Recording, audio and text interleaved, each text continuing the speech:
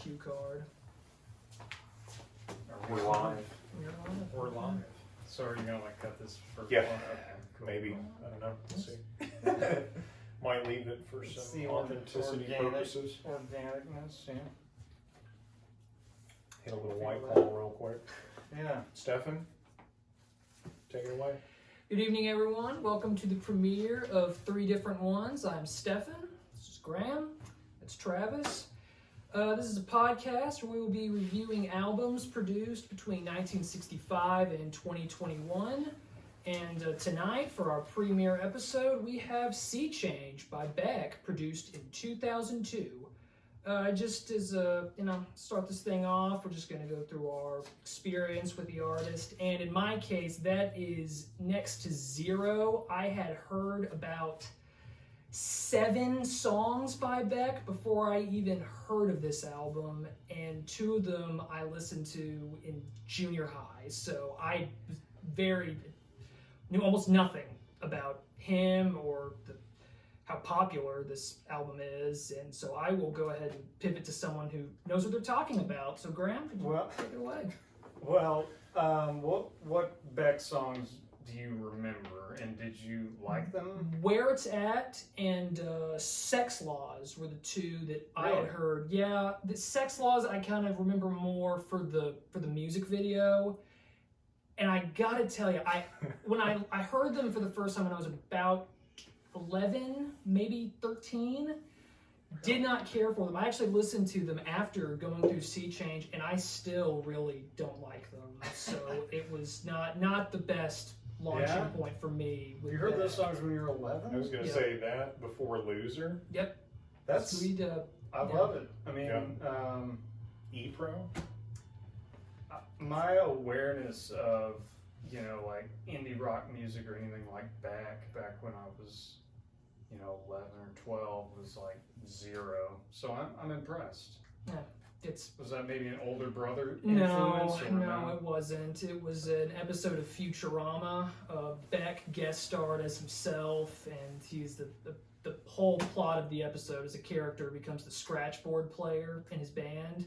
Okay. And they actually played 2 of his songs in that episode, and those are the 2 that they performed. And it just awesome. I just for whatever reason I just did not care for them, and it's unfortunate now having listened to this album because I really we can get into that, but Sure. it was not the best way for me to get introduced to him. I was also a little close-minded musically at the time, so definitely wasn't in the right frame of mind to hear them and to maybe delve a little deeper, maybe buy an album and try it out. Sure, those are the 2 that I heard. Yeah. I remember hearing Loser all the time on the radio. I mean, it gets played today. If you listen to any station for like a few hours, you're gonna hear Loser. And I thought it was cool. Like it had some kind of funny lyrics. And then as I was getting more and more into music, like in my teen years, I started ripping some of my dad's CDs, and he actually had Odelay, which was, a little bit random. I mean, he had a few CDs from the 90s. Is he a fan? Yeah. I mean, not like an expert on Beck or anything, but yeah, he likes them. So I ripped that CD, and it was weird. I mean, all kinds of crazy noises, and I loved some of it, and I still do. I mean, The New Pollution, I think is a great song, Devil's Haircut, stuff like that.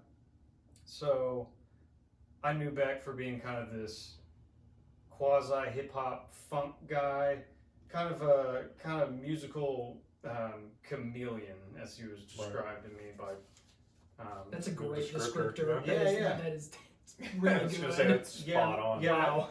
my friend, my friend Chris kind of compares him to David Bowie in the way that every album could be something totally different, Right. totally different genres, and Sea Change is probably the ultimate example of that, where you had all these crazy, funk kind of fun, upbeat hip hop type records, and then all of a sudden Sea Change, this kind of folk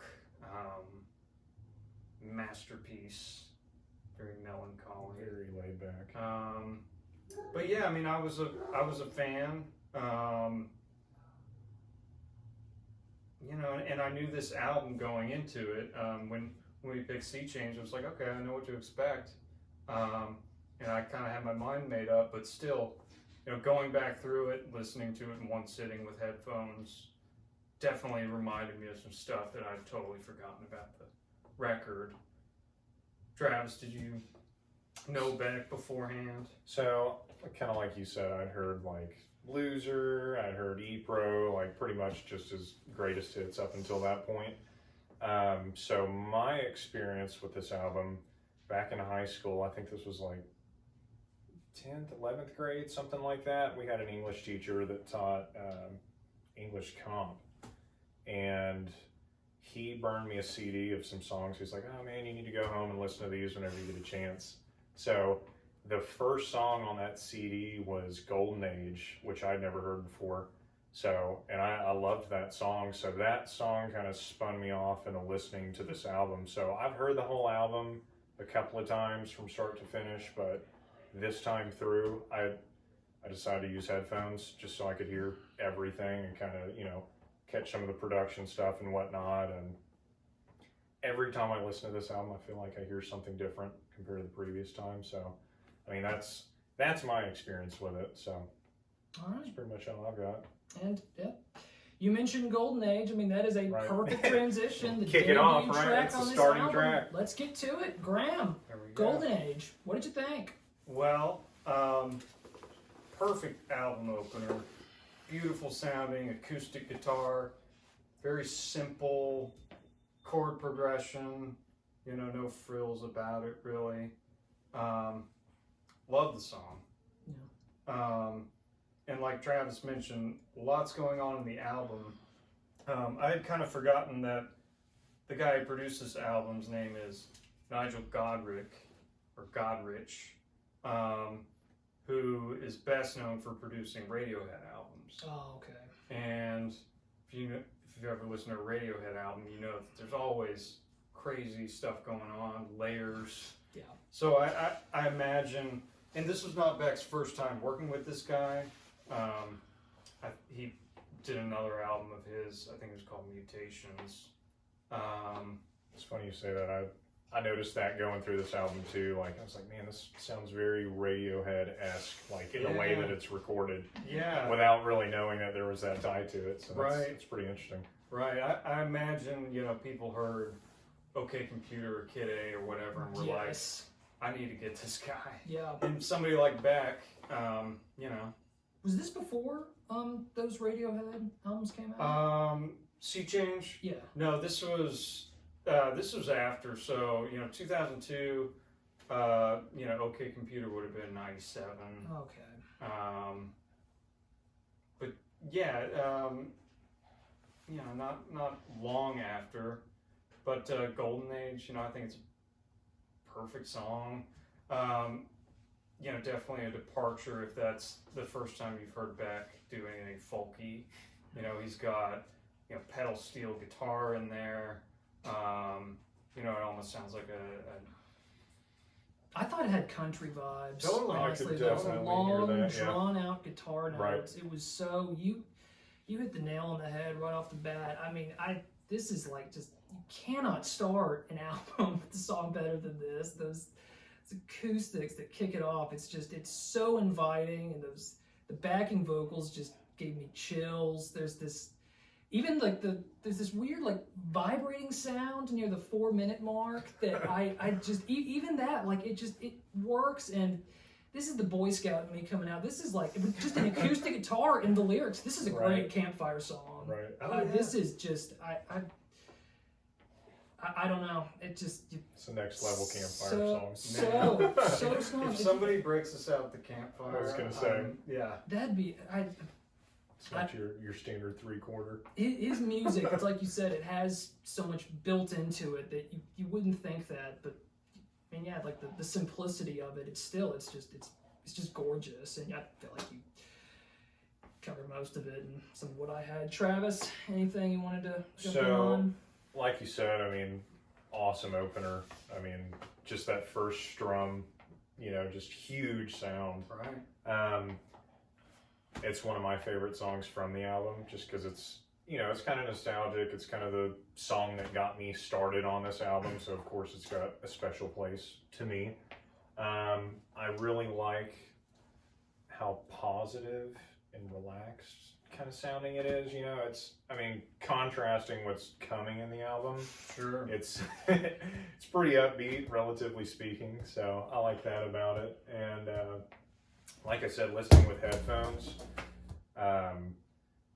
just the production, it had like a huge sound, just very open, like spacey. Like, listening to it, I almost imagine like 180 degree field of view, and it's like, this layer's right here, this is cut in right here, vocals are here, drums are here, like everything just has its own sound space. And that's consistent throughout this entire album, but you can really hear it in this opening track, so I loved it. Yeah. But, like both of y'all said, the sound of this album is great. Right. Yeah. They did not spare any costs. No. Right. They jump right on it and keep going in Paper Tiger. I was gonna say, I like how it rolls straight into Paper Tiger. You spoiled it for us. You said this was like one of, if not your favorite song. You want to start us off with this track? Yeah. So, like Stefan said, Paper Tiger is, I would say, my favorite song from this album. It's the one I come back to the most. I would say if I'm just kind of picking a song from this album, it's probably going to be Paper Tiger.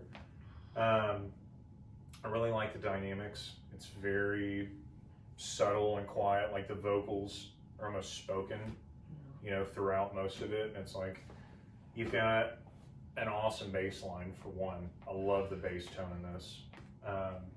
Chorus is amazing too. It's like I said, it starts very low and quiet and mellow, and then it just kind of builds and explodes, kind of the chorus.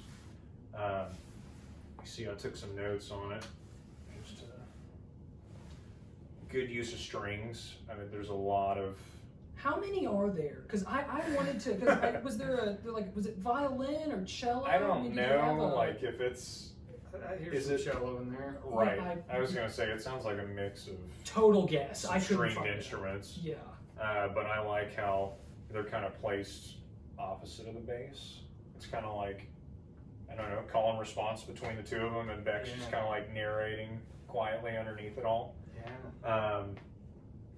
Like I said, I just like how everything sits in the mix on this album. Everything is so purposefully placed. So, I love Paper Tiger. You mentioned how like the lyrics in this one are almost spoken. The instrumental parts, there's so much like intensity to it. Right. It made no sense to me why it meshes so well with Beck. Barely like.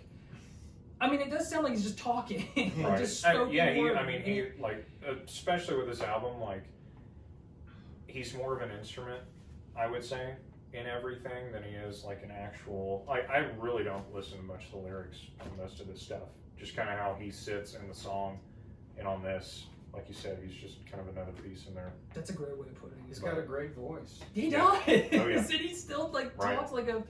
Or sings or mutters like it almost robotic sometimes. And it still works. Yep. I'll be damned Absolutely. if it's not still really, really compelling, and it blends perfectly. Oh, yeah. And I was gonna say, what'd you think about it? Oh, I loved it. If as much, if not more, than Golden Age, and the string section, I'm so glad that continued throughout the album, because it, for whatever reason, it sinks. You okay? Popping open another White Claw here. I think it just Mango. it syncs together perfectly. I don't know, when this one was difficult for me to ride on, because just listening to it is enough. Like I don't want to get distracted from it. Like it's a great song. It's a great listen, and I don't know. I'm rambling. I'm getting dull. Graham, what did you think? So, Travis, I knew that this was one of your favorites. Oh yeah. And I remember you saying that, and this song never really like stood out to me before. I always kind of thought it was kind of like the odd one in the album. Right. I think it I could see that. definitely is odd sounding. This time around, listening to it, I definitely picked up on kind of some Radiohead or Wilco's similarities. There's these kind of weird jagged guitar lines going Right. on the side that I love. Right. And the drum sound, this kind of real tight sounding drum sound I love. The kick Yeah. throughout the whole album is Yeah. like just And perfect. great song. I mean, I like the song. Part of me always felt like it doesn't really go anywhere, but it's kind of just all about that bass line. And like you, I listened with headphones, and that totally makes this album. Oh yeah.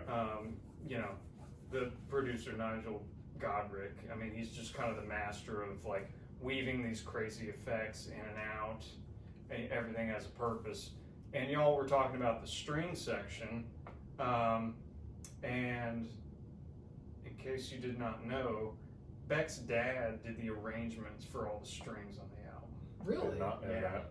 Yeah. That's awesome. Did they collaborate a lot on his albums, or is You this know- more of a one-time thing? I want to say that this is the first time it happened, but I'm not sure. I looked at his dad's Wikipedia page, and his name escapes me now. It's Mr. not. Beck. It's not. So Beck goes.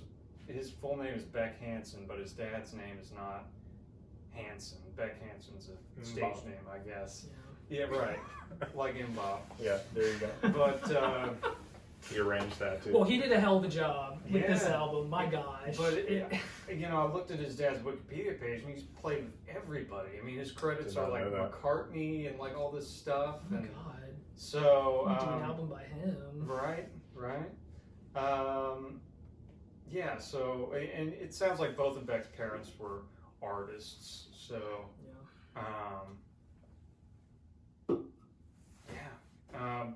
Paper Tiger, cool track. It's not one of my favorites on the album, but I can certainly appreciate it. Yeah, it's great. Hard to beat for sure. Yeah. I mean, we're gonna move on right I along was with gonna say, I guess after that assessment, I'm doing fine. yeah. Oh, put the transition up.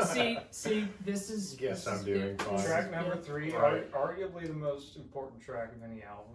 Really? 3 or 4, Oh, I didn't know Say that. baseball lineup, man. You gotta have a strong track 3 or 4. Okay, well, there you go. Guess I'm doing fine. The ironically named, this is the I am not great at picking up on lyrics and hearing that part of the song, but this is the one when the somber nature really came home for me, and it was much more noticeable on this one.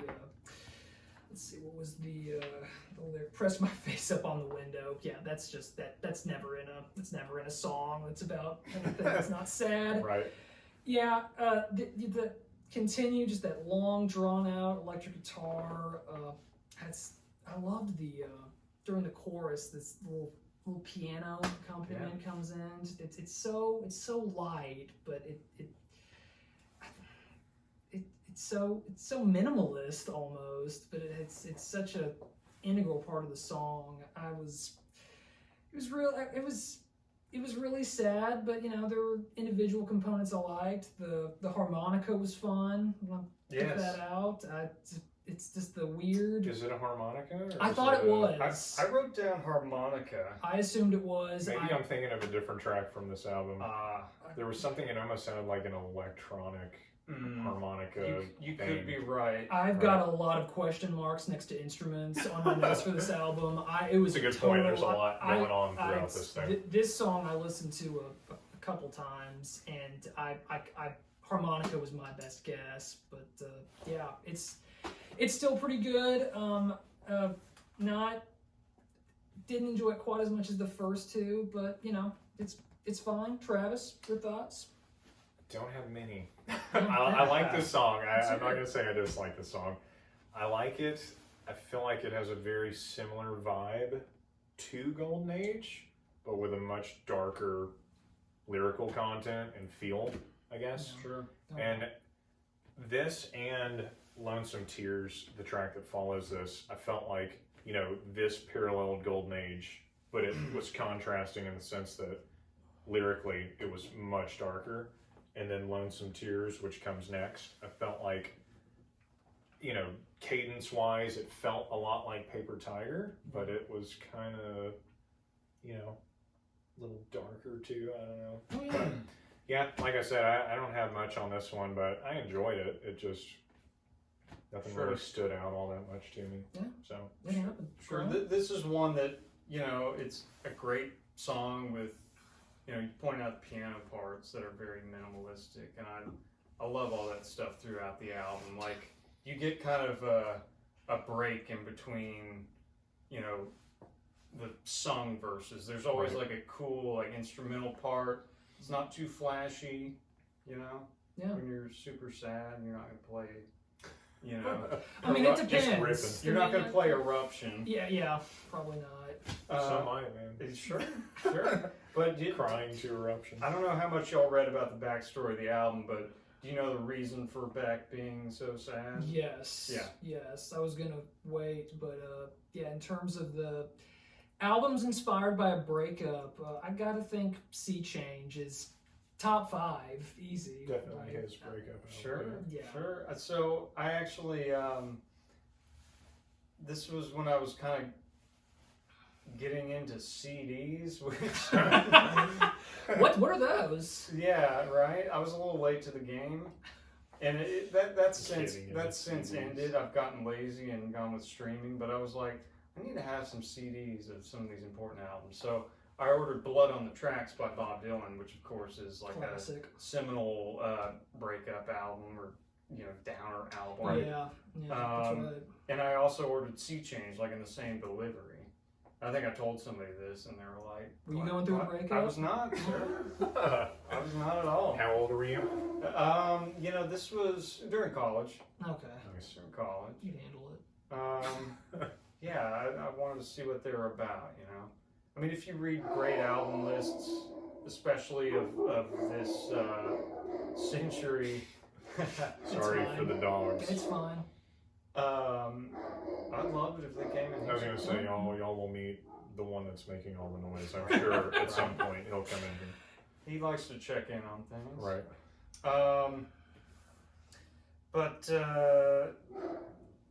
Yeah. So "Blood on the Tracks," this CD albums. Yeah, those are definitely, and you know, Beck. This album is a little bit sadder than "Blood on the Tracks" or any of those. I mean, it's one of the more melancholy.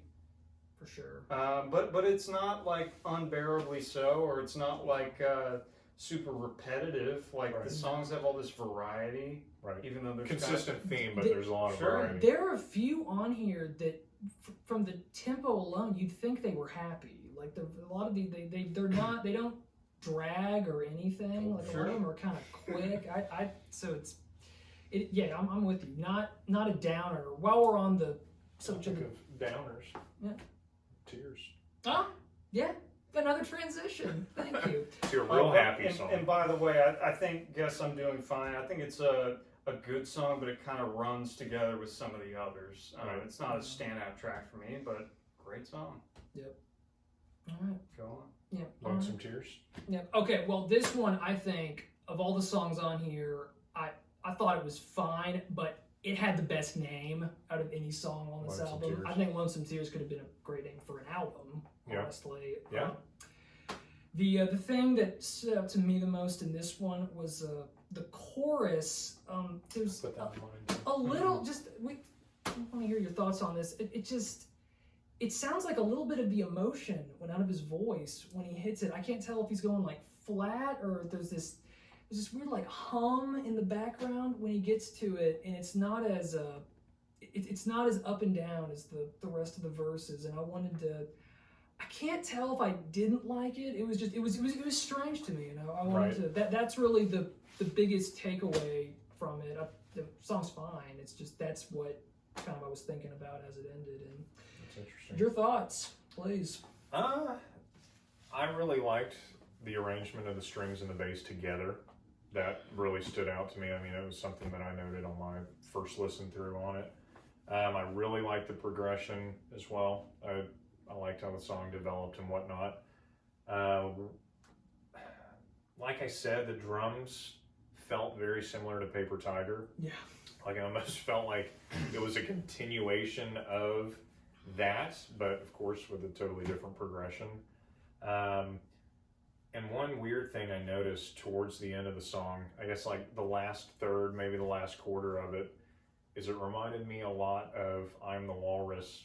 You know how as it phases out at the end, it just kind of climbs like note by note, just, and it never stops doing that. And this song did the exact same thing. And I don't know if he intentionally did that, like paying, homage to that, or I don't know. Man, when you pointed that out to me, I never thought of that. Me neither. And that is like, listen to it again, and it's like, whoa, this. Yeah. Wow. Sounds just like the outro to I'm the Walrus. Just that building tension. It just keeps climbing. Oh, yeah. Yeah, you're totally right. I never thought of that. We traded like a couple notes. Right. We were originally just going to make notes independently, but some stuff got out. Of course. I just had to ask if he noticed that too. Absolutely, man. Didn't want to be crazy. Yeah. Exactly right. And there will be a Magical Mystery Tour album at some point in the next 3 years. Yeah. It's in the mix. We've got a the long Julian list albums that we randomly pull from. It's a lot. And all of us put Sea Change on our list. Oh, Yep. Yeah. We did. Yep. This was one of 2 unanimously picked albums. Yeah. So, Lonesome Tears, I think that was my favorite string arrangement on the album. Partially because of that. Yep. Good enough reason. And actually, it wasn't until after I listened to the album that I knew it was Beck's dad who did it. Yeah. Which is... You just makes had it to even look that it much up. cooler too. Yeah. It's like, wow. Super cool. I kind of wondered too, because like you said in the beginning, he's kind of a hip-hop electronic guy. And I was thinking to myself, I'm like, with all this string stuff, I'm like, is this synth string? Is it actual, like... I want to say it was an orchestra. Right. Yeah. Because it seems like they had all of that. Yeah.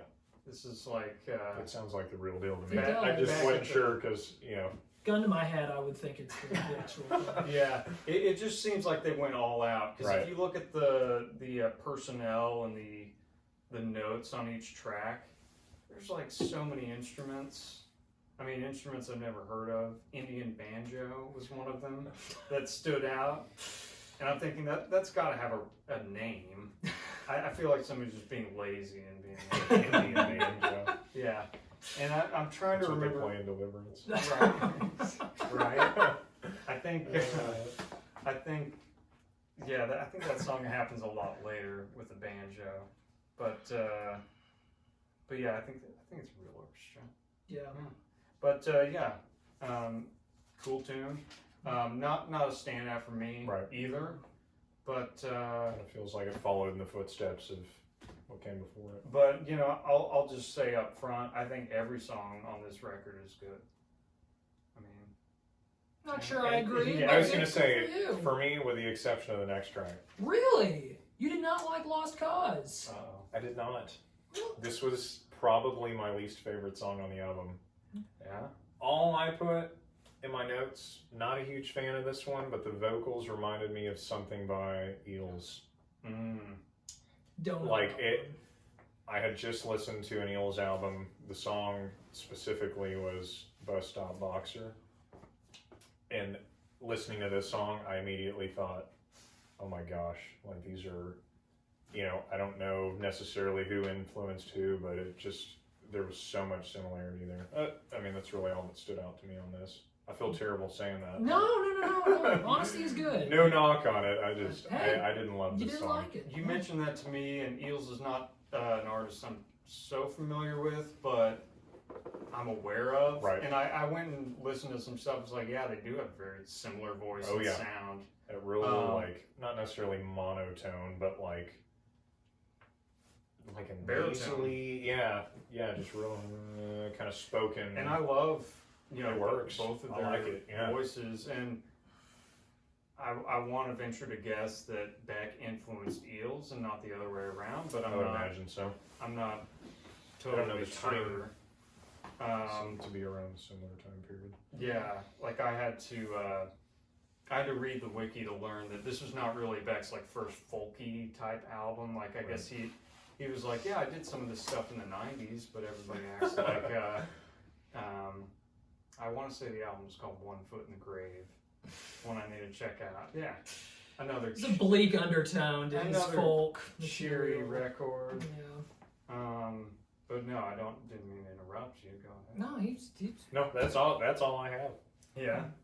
I'm very easily hooked. The upbeat little acoustic intro kind of got me. It's so gloom and doom before this, and this just kind of picks me right up, and it just skips along, just hops right through it. The backing vocals that give that weird, eerie, like almost like a ghost-like quality to it. That was that definitely stood out, and it's such a weird thing to combine with what I thought was a fairly jaunty tune to start this thing off. It definitely stayed with me, and I thought Lost Cause was great, and I love that he called it that when it's, I don't know, I didn't think of this one as one of the sadder tracks on here. That was kind of how I felt going from it. I can see that, and I also really like Lost Cause. Like it's one of my top 3 tracks on the album. You know, I think it's very structured where there's like, you know, there's a verse, there's chorus, there's bridge, and I'm kind of a sucker for the real like melodic kind of structure. Yeah. You know, and also for just kind of some finger picking, nice melodies. Yeah. Yeah, I agree with what you said. You know, I have to re-listen to this. I mean, it's just. I'm not giving up on it entirely. I'll have to re-listen to it. Right, and in a way, I didn't think we'd have much to talk about on this album because I'm like, oh, it's such a great album, but I kind of looked for things to complain about. And one note I did make was, you know, were some of these kind of swirling, spacey sounds necessary? Like there were a few times where it was like, okay, this sounds kind of like Radiohead or Flaming Lips. Yeah. Like Beck was just like, I think that's cool. A little too derivative for you. Well, yeah, or just like that doesn't need to be there. Right. It doesn't enhance it. Right. Just a little extra. It doesn't necessarily take away from it though, which you know that can be the case with a lot of albums. You know, you do production tricks that kind of ruin it. I don't think it does in this case, but every now and then there's a sound that's like, I don't know if this really fits. Right. But I love Lost Cause. I think it's a top 3 track on this album. Yeah. Good deal. So we're What you think about End of the Day? End of the day. Well, let's see. That's Look at the notebook. The one with me that I've got on this, killer chorus. The guitar combines with the I keyboard. really enjoyed the chorus. I liked it more than the rest because, like, when he's doing the verses, it's kind of in that like spoken word song way that he does, and when the noise meshes at the chorus line. I really like the chorus. I did too. Yeah. It had that soft start too, so when it hits it the first time after the first verse, it's just edge of the seat, man. That was my favorite part of this one. I don't have a ton on that, but what did you think of End of the Day? I love it. I mean, I think it's a great song. Nice. You know, it blends in a little bit with I guess it was Guess I'm Doing Fine, Lonesome Tears. Like those to me, you know, I kind of glom together. I mean, they're all nice and, you know, melodic songs. And I agree. I know that chorus y'all are talking about. Oh, yeah. Oh my gosh. So cool. It was worth having the song for that chorus. Yeah. He could have like farted for the rest of the song. The chorus would have made it worth it. Right? Oh my gosh. That was the only thing about it. I bet he sampled some farts in some of these songs. I wouldn't surprise me.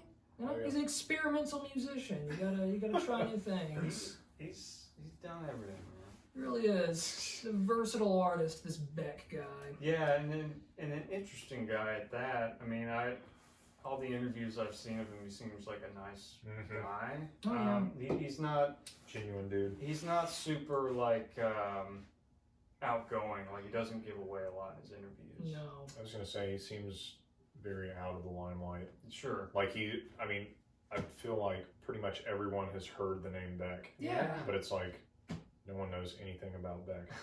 Not in That's like, I mean like the general public, like Sure. not in like an antisocial way though, because we no, not at all. Just this was something from the Beck intro when Morning Phase, which came out about 7 years ago, won Album of the Year.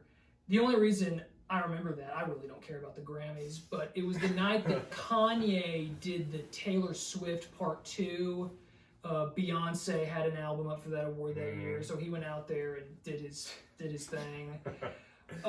And you know, obviously that was, you know, everyone who talked to Beck afterward, he did interviews like the next day, and he was like, he had absolutely no qualms about it at all. Right. He was like, I was fine with it. Like he could have held the mic a little longer if he wanted to. It's like freaking Kanye, man. Like he can say what he wants, and that alone made me listen to like the first half of Morning Phase. Yeah. And I loved every song I heard on that album. Yeah. I still need to listen to the rest of it. But yeah, like that alone. maybe we'll put that on the list. Why not? Well, when it came out, people were like, "Oh, this is like part 2 of Sea Change," because Oh, like really? he got back to kind of the folkier, more introspective stuff. I remember loving it. Yeah. So I definitely need to finish it. I kind of forgot about that Kanye thing. So It definitely, given his recent history, has definitely fallen by the wayside in terms of the stupid crap that guy has done. Yeah. So, yeah. Sure. It's an underrated chapter in Yeah. what might be a tragic saga, Mr. Right. West. We gotta keep talking about I was this. gonna say, you know how we were talking about the drums earlier? Yeah. This song specifically, I put really like the kick in this one. I don't know why. End of the day. Yeah, I think I'd have to re-listen to it, but I think like it was just so slow, but like everything was so spaced out that like the kick, there was nothing else going on, and it was just like so crisp and like just perfect. I put that as a standout element for me, and in a weird way, the song reminded me of Us and Them. Yeah. By Pink Floyd, and I can't really put my finger on why, Okay. but I remember thinking that the whole time of, wow, this really reminds me of that song. Yeah. I mean, that's. I'm gonna do a re-listen with that in Yeah. mind. In mind? It's all in your mind? Okay. He does it again. Another one. Transitioning on. And we have gotten to the one that I have rated as meh.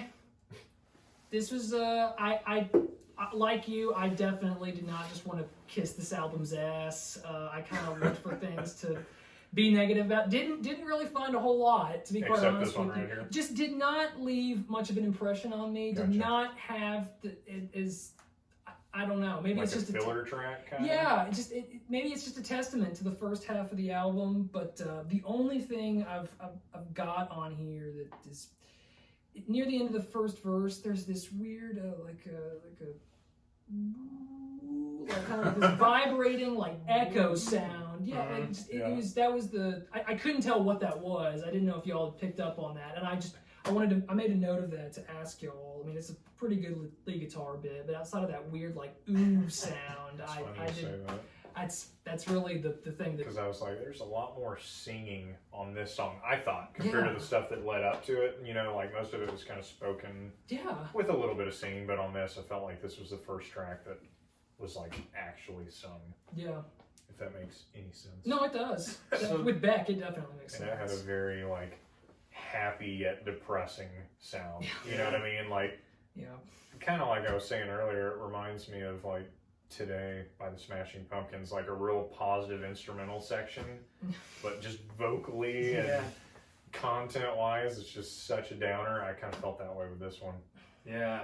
Well, one thing Beck does is like in a chorus, he doesn't go up. No. Like the big crescendo. No. Sometimes he just goes right down. Yeah. And it's kind of like an unexpected, cool thing sometimes. Right. It's signature to him. I like this track. I mean, like I Yeah. said, I think yeah. every song in this album. Okay, we are back. Sorry about that. Just a quick technical problem I had to deal with, and we are just halfway through Sea Change, and we stopped at Round Bend. So, Travis, why don't you kick us off? What'd you think? So, Round the Bend reminded me of a film score. Very epic, Yeah. intense. Yeah. I enjoyed it. It was a little slow for me, but yeah, overall, it's just a pretty good track. What'd you guys think? Yeah, it was a good little in-betweener thing. You know, it kind of bridges the gap between It's All in Your Mind and the next song. You know, cool stuff. It's Beck's dad, you know, doing the score, as we said before. That string section just meshes with the guitar pretty seamlessly. I don't know. God knows how long they were working on trying to get that chemistry down, but it worked. The ending, I feel like with this one, there's a lot of that, like, not twangy guitar, but he lingers on a lot of those notes, and a lot of these tracks they fade off at the end, and this one just kind of cut off, and I like that. And as you said, it's getting you to the next song, which in this case would be Already Dead. And Graham, any thoughts on that? So this is my favorite song on the album. In particular, I love the guitar playing. I think the whoever it is that played guitar on this, I forget the session player, but there were just too many names to put down. If you look at the personnel on this album, there's pretty good names.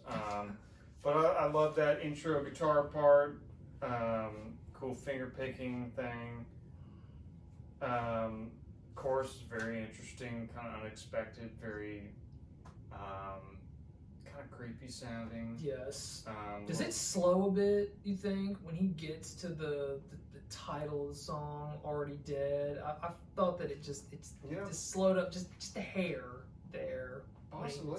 Already Dead. I have to re-listen to that one. Yeah. Possibly. Yeah. You know, I think, you know, the vocal that he sings is definitely more like drawn out and slow. Yes. At that chorus part. Absolutely. But I love the song. I mean, kind of unexpected. It reminds me a little bit of Going to California by Led Zeppelin. Kind of that weird, dissonant, minory. You know, seems like the wrath of the gods. Whatever he's saying there. Yeah. Right. But it's just real kind of creepy and cool, unexpected. This is also a very stripped down song compared to the rest of the album. Yep. That's a good point. Not a lot of synthesizers or production. No. And, you know, even without all that, I think it's the best song. Really? Yeah, I do. You feel? I liked it. I really liked, like you said, the guitar, the acoustic, the dual acoustics.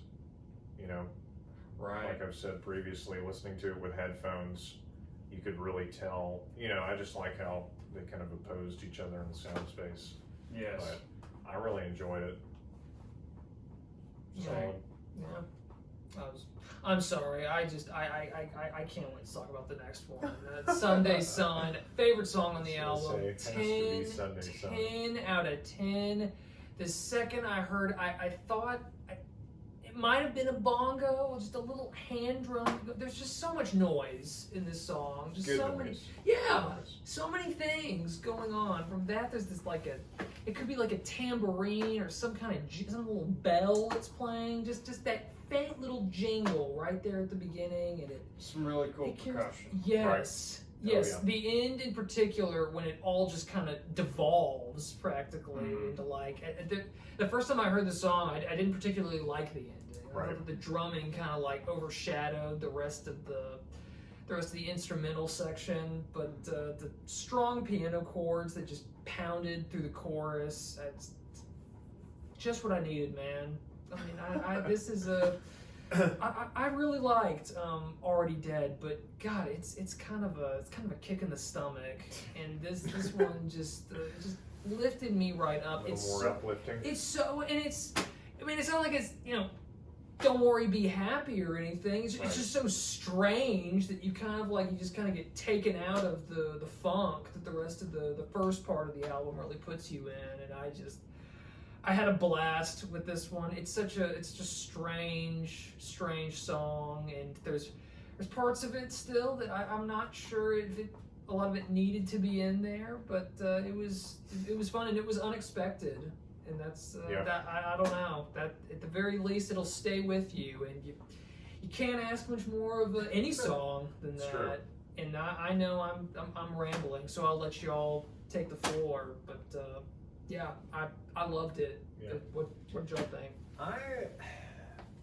This one kind of grew on me as it went along. Like with the percussion, I honestly kind of liked it more as it went on towards the end, because I feel like the kind of general theme of pretty much everything on this album is it kind of tapers off towards the end, and this was essentially the opposite of that. Yeah. Whereas the drums just built and built and built and built until they were just all out at the end. I thought this one also had that kind of double track Eels sounding vocals, like I had mentioned earlier, which I really liked. A nice little touch there. Also thought it had kind of an 80s feel to it. Yeah. I don't know, kind of happy. Yeah. Yeah. Uplifting, and then you mentioned the deal about going to California. I thought it had kind of a Eastern sound to it as well, Yes. which I really liked. Oh yeah. So, yeah, I like this track. Yeah, I didn't get like a particular like uplifting or happy. I mean, again, It's not sad, and I Sure. think with that as the Relatively backdrop, speaking, it makes I you. was gonna say, I don't know that there's anything happy on this album. No. Comparatively. It's just kind of bizarre. Right. And it's sure. Yeah. But I love the song. I mean, it's in my top 3.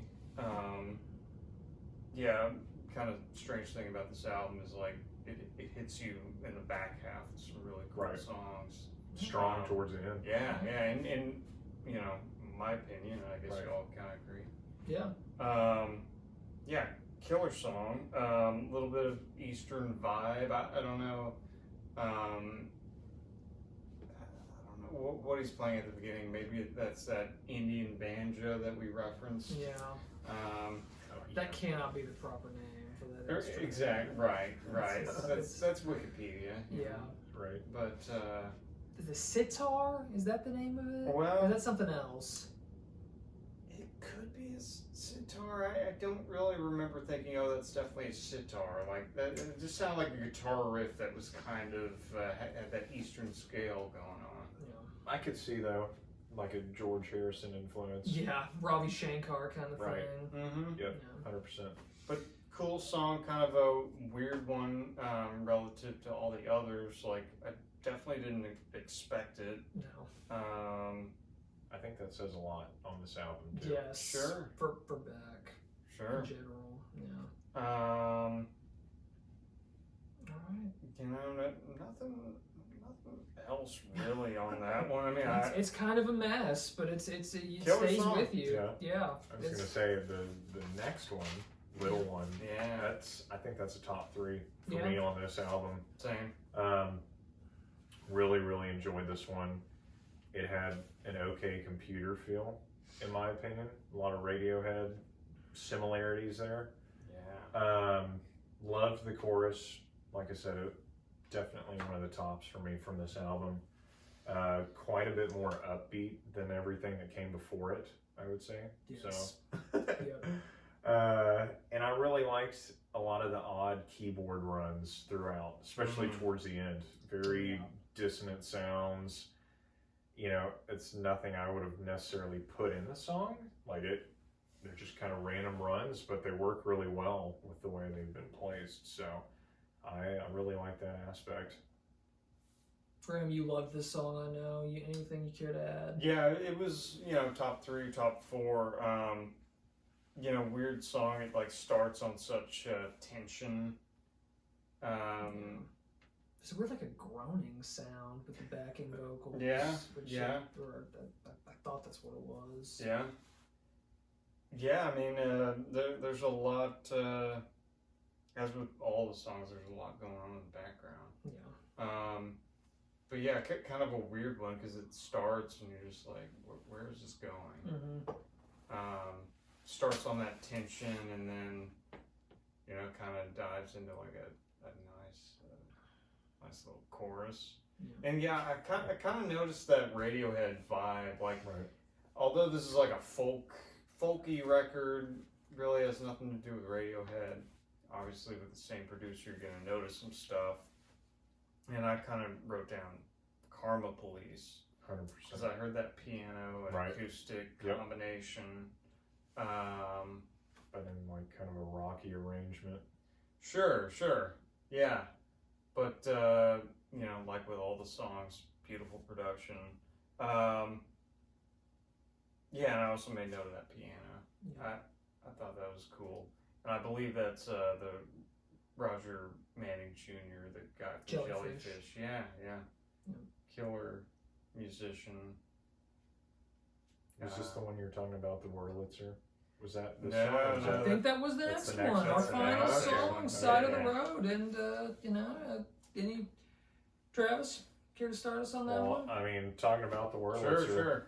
Yeah. So I'm pretty sure that you hear the Wurlitzer on this one. The cool kind of chunky electric piano. Chunky. Yeah. Yeah.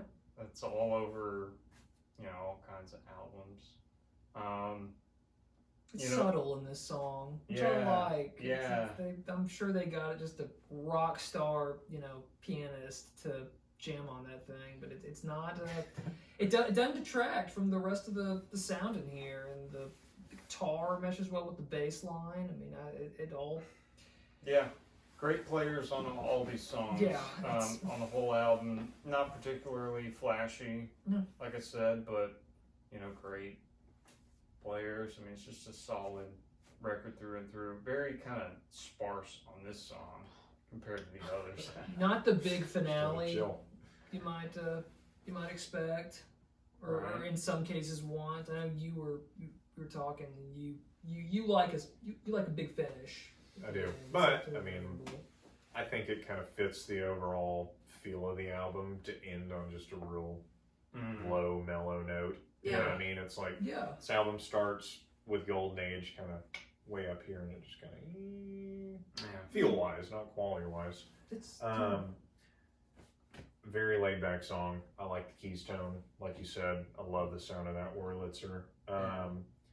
Also really liked how it's set kind of opposite of the acoustic guitar in the mix. Like they just sounded like complete opposite channels. Yeah. So really like, not necessarily like a call and response kind of deal, but Yeah. But like I said, overall this track, I think if you were to listen to it like separate from where it's placed in this mix, it's kind of a weak track. Yeah. I don't think it would stand well on its own, but Sure. It kind of has that it's feel. just me like, being overly critical. No. Right. It's the last song. Right. You're gonna think of it differently. That's fair. I feel that because it was like, I know this is a great album. I've got to think of some things to Right. know. Purposeful. It's here for a It's- reason. So. Yeah. It kind of has that feel like this is the end of the record. And like you said too, the thing with in Golden Age, hand on the wheel. Oh, and yeah. then, you know, Driving motif. Right. I Same side of the didn't road. pick up on this until the other day when I listened to it, but so yeah, the album starts with hand on the wheel, but now it's side of the road. right. I don't know what that means, but they both kind of allude Did to. he get to where he was going? I or- think Yeah. but it definitely goes with what you were saying, that it's fitting to end this way, Right. because I mean this album was sparked by the collapse of a 9-year relationship. I mean, Right. I certainly can't relate to that. I mean, I'm sure that's got to absolutely screw with your head, and that's Right. it's not something you just wake up one day from and it's like, oh, I'm better now. Like that's Right. gonna stay with you, and Yeah. it's fitting that it doesn't end with some, I don't know, some soaring ballad or something, right. some feeling like, oh God, I'm fine, it's okay, it's over, in the past. I That's think true. there's something to be said for that. And mentioning the lyrics, you know, looking back on it, listening to this album, I didn't really pay any attention to lyrics. I really don't hardly ever pay attention to lyrics in Guilty. songs. Yep. I just kind of listen to the voice and the mix, but I think I wouldn't judge this fairly unless I went back and read through the lyrics, because I think that might kind of explain the story a little better. Sure. You know, just tie it all together a little cleaner. So, overall sentiment, what'd you guys think of the album, Graham? I mean, I remembered listening to it a few years ago, thinking this is a solid album, great album. You know, just like a lot of people have said, you know, one of the best albums of that decade. Yeah. It's strong. Yeah, I mean, and This was 02, right? Yep. yes. I don't really have much to complain about. I was gonna say, context-wise, what else was out in 02? Like, what were some other albums that were? I was gonna say, I think I got a little quick list here. Yeah, I want to say. For 02, let me see. I want to say Wilco had maybe Yankee Hotel Foxtrot. Maybe that was a couple years after. But Radiohead had done Kid A. Trying to think of what else would be early 2000s. White Right. Stripes, Strokes. That was 02. I I'm thought they were 90s guessing. more so. Oh, Strokes? Yeah. No, those are early 2000s. They may have started in the 90s, but the album I know is early 2000s. Sorry, I was trying to pull up No, this no, list no. of. But you know, Context is good. really good time for indie rock. Those early 2000s, late 90s. Yeah, I mean, great record. I don't listen to it a ton now. I've got a few songs on there that I definitely revisit every now and then. But you know, if we're going on a scale of 1 to 10, it's a 9 out of 10 record. You know, it doesn't blow me away like maybe it did the first few times I heard it, but you know, I can't complain about it. So you'd recommend it to somebody? Oh, absolutely. Yep. Yeah, it's recommended to anybody who's into good songwriting, folky stuff. Anybody who's into And good on the music is taste, probably gonna yeah, like this. It's a real accessible Beck album. I think so. Do you think? Well, I feel like most Beck fans are pretty divided. I feel like there are those that love Sea Change and there are those that hate Sea Change. Yeah, you mentioned somebody you know. Right. Yeah. Hates this. Oh yeah. This is So, funny. with that being said, I mean, still recommend it to pretty much everybody, or? Yeah, I mean, unless you just think acoustic guitar is super lame, Right. which is ridiculous. Right. Not a fan of downer albums. You know, if you're heavily affected by maybe a melancholy album and it can kind of put you in the wrong mood, maybe wait on this one. If you're in a dark Definitely give place, this you one a may listen. want to skip this one until you're out of that. Although sometimes that can help people, Right. You know? Yeah, that's a good point. Because Beck, you know, he wrote this in a pretty short time period, right after a breakup, I guess. Right. Yes. With his stylist. That's Yes. what the Wikipedia article Designer. says. He divorced his stylist. Were they married? That I don't know. Either they broke up or they were married. I couldn't. I want to say it was a breakup. I think it was too. I'm not sure it was. Yeah. There was a divorce involved Yeah. with that. So I guess Might have felt that way though. Oh yeah. that's another interesting topic. You know, the person that cuts your hair. You know, you chat them up a little bit. I don't know if she knew. Was she his barber? Well, I'm guessing it says his stylist. I mean, I don't know if that was related to like Beck doing concerts or just Beck being like, "Hey, my hair's getting kind of long." I don't know. that's a good point. Regardless. Yeah. So 9 out of 10 for you. Regardless, that was a tough thing to go through. Right. Yeah. And he dealt with it in a healthy way by writing It would a seem. dozen really good songs. Well, What's the 13 term? if you count the bonus track. That's true, man. Catharsis, cathartic. Yes. Is that the term? Yeah. Got it out. It's a good thing. Sweet. Stefan, what'd you think? I think there's a little bit of a bias here. I feel like kind of a moron for tuning Beck out when I was younger and not giving him more of a chance. And but with that aside, this is a banger album. I mean, this is just there's so much here. There's so much. I mean, we could have talked for another hour about this album. I mean, Easily. bonus track excluded. So I really do feel like anyone could potentially find something on here that they like. Now, as the Beck audience proves, there's plenty of people that could hate this album, which is it's always the risk you take. Divisive. Yeah. If you're expecting, Beck Right. doing the robot and singing these upbeat, funny, funky songs. Right. Hip hop. Skip this one. Yeah, I still listen to it. Right. You gotta listen to it. I mean, unless you're just so like, this is Beck, and I Right. need Beck to be funny and crazy. I think you had it. I think you need to just hate acoustic guitar to not to not be able to give this album a chance. But I don't think I've ever. Which is a silly position. I dread the day I meet someone who hates the sound of an acoustic guitar. Like I really like. If you don't love it, that's fine. But that just sounds like such a joyless way to go through life. Sure, because that's a very wide Yeah. thing. I mean, there's plenty of acoustic guitar music that I hate. But Yeah. Like, Sure. I would never put down acoustic guitar. I mean, that's No. like putting down like the pencil, Yeah. or you know what I mean? Yeah. Like, Yeah. it's a tool. All the work that can produce. Just ruling it out. Yeah. Unless you go to a pen.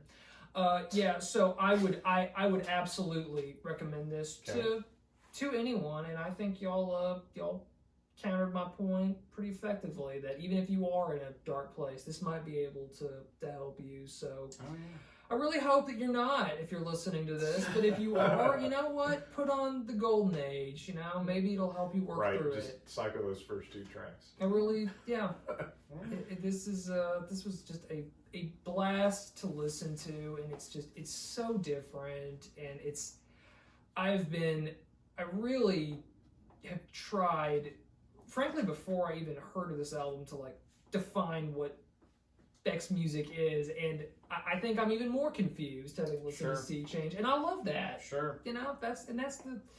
I'm sure that's what most artists want, to stay in your head, to keep you thinking about them. So you don't want the same thing every single time. No. Some people do. Even if it's true. But even if at the risk of not liking it, this was an experience to go through it. And What's your number out of 10? I would say 8.5 to 9. Yeah. I'm only not saying 9 because he said 9. I'm gonna copy him. But definitely check it out, and I'm definitely gonna listen to it again. Take us home. I would say overall feeling about the album, I really enjoyed it. I definitely listened to it again. I mean, I don't know how many times now I've listened to it. It's probably my 6th full run through, I would say. Definitely an album to listen to alone, I would say. Doesn't really lend itself to listening to in a group setting. The ice cream social. Yeah, exactly. There you go. For a wake. Like I said earlier, I feel like it starts kind of on a semi-positive note and just takes you down from there all the way to the end. I would say I'd probably give it an 8 out of 10. Okay. Yeah, I was kind of on the fence. Like, what is a 10 out of 10? Right. I know. This is our first episode. It's a tough metric. Yeah, and I would say too, that's a blend of what my personal preference would be right now, and then just objectively how I view this album overall. I think the album itself, standing on its own, is probably a 8.5 out of 10. Yeah. Personal preference, probably 7.5 to 8, somewhere in there. Yeah. So, yeah, I definitely have to be in the mood for it.